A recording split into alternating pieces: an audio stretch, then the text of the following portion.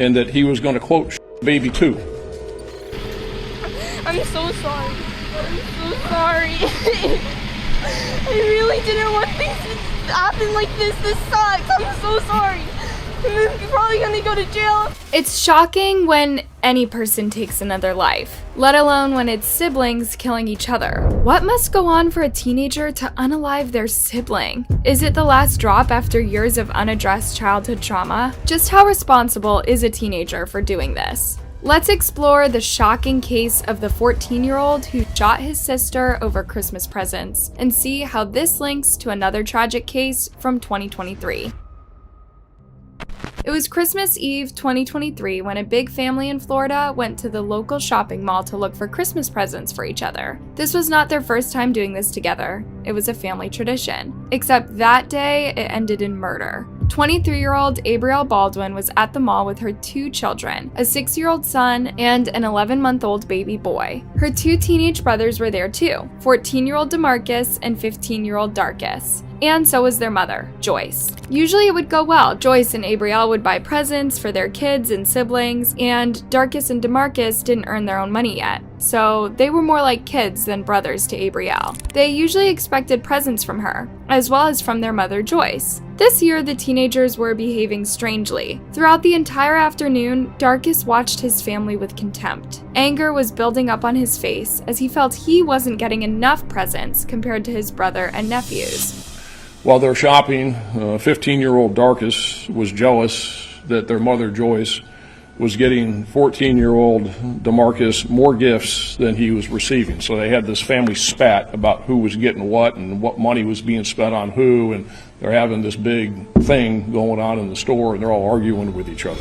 It's safe to say there was something else brewing between Darcus and DeMarcus, beyond Christmas present jealousy. Normally, when there's a big fight over a silly matter, there's a deeper issue behind it. Of course, these teenage boys did not have the emotional maturity to discuss and settle things like adults. Instead, they resorted to calling names, grimacing, and blaming Abrielle and Joyce for their grudges. The tense shopping session ended at the siblings' grandma's house, Joyce's mom. The family barely had the time to say hello to their welcoming grandmother as they were too busy fighting. Abrielle was trying to calm her brothers down, but they were yelling at each other, and yelling at her too. Things escalated in a matter of seconds. DeMarcus was still in his grandma's doorway when he pulled out a firearm and threatened to unalive his brother. So you got the 14-year-old who's mad at the 15-year-old because mom's not buying equal amounts of gifts. They get to grandma's house, and he takes out his gun and tells him he's going to shoot him in the head. The family's uncle was inside the home that afternoon. He was just getting ready to leave when he heard the chaos outside. He brought DeMarcus outside into the driveway. At the same time, Abrielle went to intervene. She was holding her baby son in a carrier when she approached DeMarcus and told him to stop arguing. It was Christmas, she said. This was the last day when you were supposed to have a fight with your family.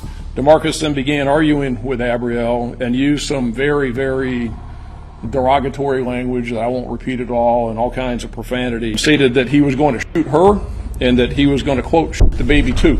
Abrielle could not believe her ears. She was holding on to her baby boy. DeMarcus looked his sister in the eye. Then he aimed and fired at her. The bullet went through Abrielle's left arm and into her chest. Her baby was unharmed, but Abrielle collapsed in the driveway. Just then, Darcus exited the grandmother's house and saw this scene. Angered, he pulled out his firearm and fired at his brother. Way to celebrate Christmas. Darcus threw away his weapon into some bushes next to the house. Then he fled the scene while his shocked grandmother called the emergency services. Paramedics arrived quickly and rushed DeMarcus and Abrielle to a local hospital. Sadly, Abrielle was pronounced dead on arrival. It was a miracle that her infant son survived, but he will grow up without a mother.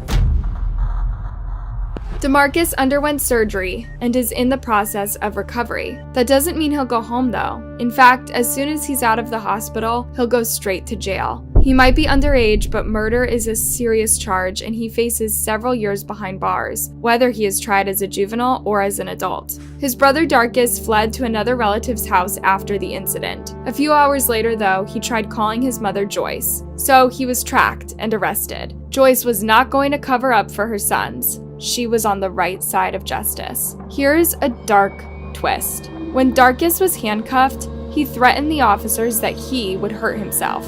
Reportedly, there was this issue in his past too. So that day, instead of an interrogation room, Darkus was taken to a mental health facility. Then, he was transferred to Pinellas Juvenile Assessment Center. Specialists will assess his mental state and whether he is fit to stand trial. DeMarcus, on the other hand, has been charged with first-degree murder, child abuse, and delinquent possession of a firearm. Prosecutors are reviewing his case to decide if he will be tried as an adult for taking his sister's life. Considering he also threatened to take her baby's life and that he fired while she was caring for the baby boy, this case is super serious. It's hard to see how he would only be sent to juvie jail till he turns 21. This scenario would outrage more than one person. Darkus has been charged with attempted first-degree murder and tampering with physical evidence. To think all of this went down between siblings on Christmas Eve. Sheriff Bob Galtieri explained the main issue in this case. The problem is you got way too many kids out there with way too many guns. It's true. It should be much